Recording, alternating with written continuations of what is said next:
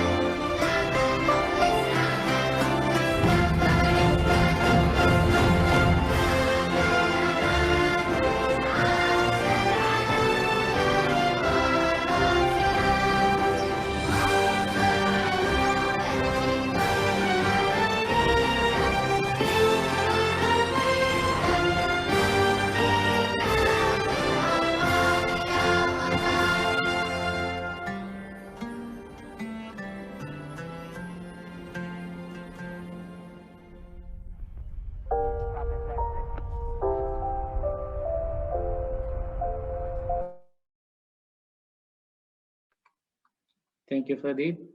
Dr. Rajiv, if you can take over the proceedings, please. Start with. Can you put my video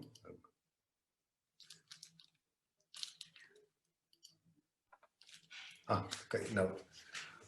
Good evening, everybody. On this auspicious occasion of our Indian Academy Pediatric Emirates Neonatal Chapter, I welcome you all to this August conference. And I'm most honored to have my teacher and one of the pioneers in newborn care in the world, Dr. Dharmapuri Vidyasagar. He has seen neonatal care from the 70s and is one of the pillars of neonatal care in USA. And we are very happy to have him with us to start with the inaugural address. Dr. Sagar, over to you. We are very happy to have you with us today. Rick? Yes, Dr. Dharmapuri. Yes. Yes. Good morning. Assalamu alaikum for all the friends in Middle East. And hello to everybody around the world. Can you hear me? Yes, Doctor. Okay. It's indeed a great pleasure for me to participate in this conference and welcome all our friends around the globe. Rajiv has done a fantastic job in putting us together. Next slide, please. My first encounter with Rajiv was about 25 years ago in December of 1995, when we met together in the city of Kochi in Kerala, in India, to conduct a international neonatal conference. The distinguished speakers included Vinny Bhutani, Carlo Waldemar, Sunil Sinha, Dr. Amil Tisan, and a number of other people. And that initiated our friendship. Next slide. And continues today. Next slide, please. Now, this is a nostalgic photograph of that meeting where Rajiv, young man here, and myself and Dr. Bhutani here, inaugurating the first conference. Next slide, please. So Rajiv has been energetically pursuing his passion of teaching and improving neonatal care in India, particularly focusing on neonatal ventilation. During this period, he has edited a couple of books on CPAP and ventilation. Most recently, we published a neonatal ventilation along with myself and Dr. Nursimhan, and that has gone very well around the world, introducing to people the science and art of ventilation. After 25 years of academic and personal camaraderie and friendship, it is my pleasure today to inaugurate the symposium on BPD that Rajiv is sponsoring under his leadership. Next slide, please. Today, the symposium topic of BPD starts with a short retrospective view of the history of modern neonatal intensive care, because this will give the background for young neonatologists where we started and how we started. Starting in 1955, when the neonatal intensive care was a totally innovative subject, and then with progress to, in a number of areas, to decrease neonatal mortality during the last 7 decades of decades as shown in the next slide, please. This is a busy slide published once by March of Dimes. It shows you by year, starting at the 1900 onwards, with a break here, number of progress has been made in various issues of obstetric and perinatology, neonatal thermal control, nutrition, and ventilation. And here you see the two lines of showing the neonatal mortality rates, both in UK and USA. We can see a steady decrease in neonatal ventilation and neonatal mortality with time and with the progress in science in various fields. So by this slide was made up to 2010, and it has dropped to 5 per thousand or so. And of course, if you draw the line further, you will see not only the decrease in neonatal mortality, but also number of other issues we have improved quite a deal. Next slide, please. The earlier experience in coming to having established a neonatal intensive care, there was a need to improve the outcome of the babies, particularly premature babies who had a respiratory distress syndrome, respiratory difficulties. So we had to initiate neonatal ventilation. There are many studies or initial experiences that have been described in a number of papers, but the initial experience with mechanical ventilation were not encouraging, and they were fraught with a very low survival rate. The first highly successful ventilatory support, however, was reported by premature infants by late Dr. Maria de Livoria Papadopoulos in 1965, who reported out of 20 babies with a severe hyaline membrane disease, she ventilated, 7 survived and 6 of them were neurologically intact in later examination. Next, this was one of the most encouraging report. Next slide, please. From later in 1968, a conference was held under the sponsorship of Ross on neonatal intensive care in USA, and various speakers from different parts of North America, made presentations. They showed that impact of intensive care on improved survival and complications, long-term intact survival were reported at that point. They showed that survival with assisted ventilation was highest among infants with a tetanus who had no lung disease, which reversed an 80% mortality down to 80% survival. On the other hand, survival rate in premature babies with the hyaline membrane disease, although was improving, it was still low in 28 to 30%. The results of assisted ventilation and other respiratory conditions were not very encouraging. Next slide, please. At this time, Dr. Lucy, who was chairman of the conference, summarized the symposium as follows.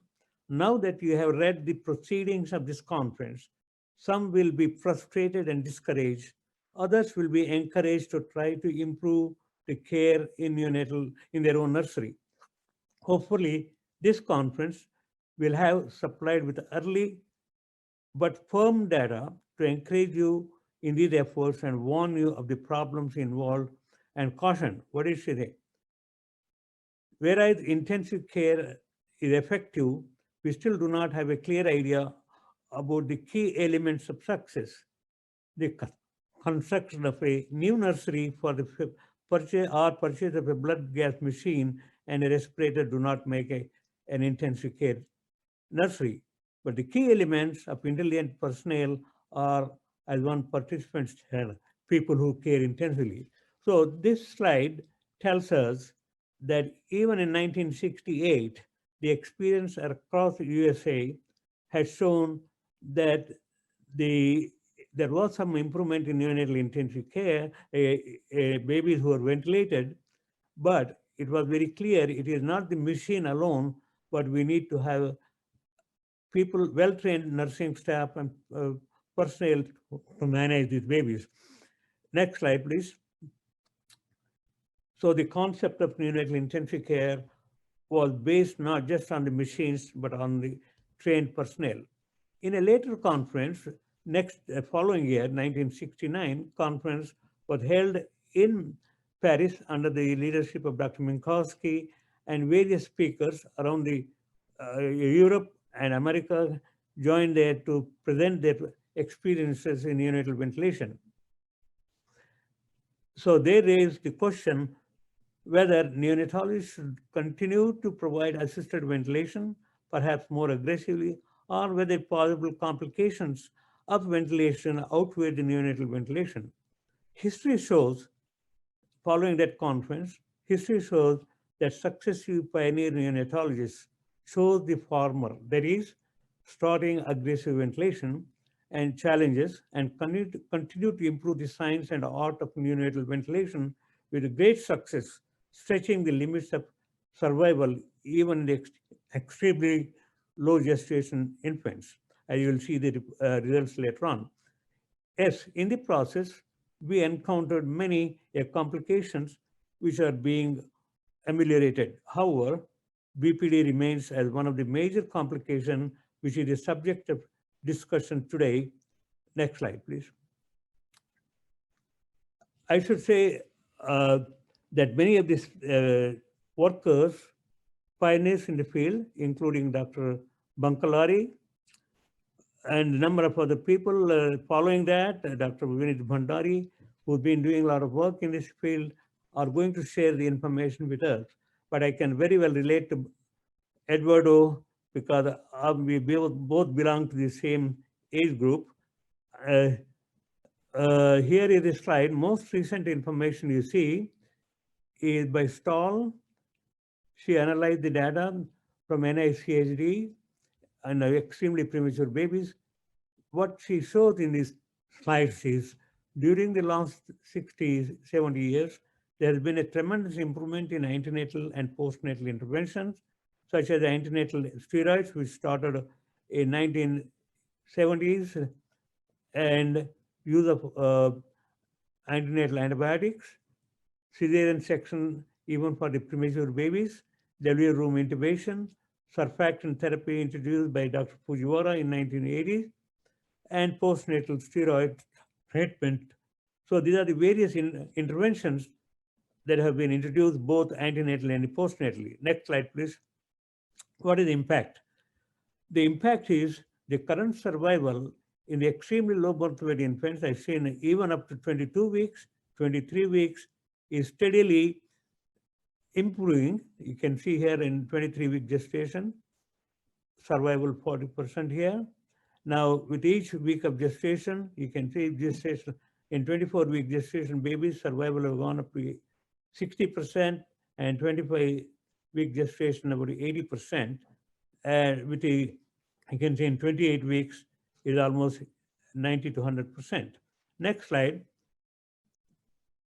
But one of the problem we have been seeing, the impact on associated morbidities is continue to remain. But one good news is complications of, can you load the slides a little bit? In the PBL and various complications have decreased, but the BPD continues to rise. The more the babies in an extreme premature babies survive, the BPD, bronchopulmonary dysplasia, continues to remain high. Next slide, please.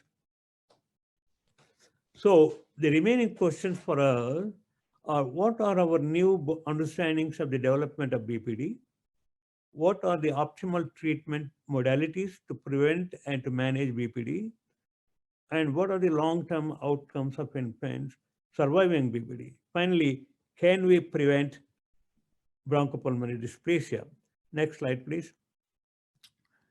So, in conclusion, the organizers have put together, assembled renowned researchers such as Eduardo and Vineet Bhandari and many other colleagues on the panel today, and master clinicians who have really excelled in the management of extremely premature babies, to update us with information regarding the previous questions which form the basis of BPD, and with the current treatment modalities and long-term clinical outcomes. Yet, they will carry the burden of BPD related to into the later life. As recently, I should make a statement, paraphrase the statement by Kamala Harris, the Vivian Harris, the Vice President of America. She said, we not only dream of things, but we do. Same way, we not only see what has been done, as we have seen so far in neonatal ventilation, but we see what can be done. I think our speakers are in a very good position to tell us what we can do in future, what the future looks for the premature baby in year 2000 onwards, 2020 and onwards.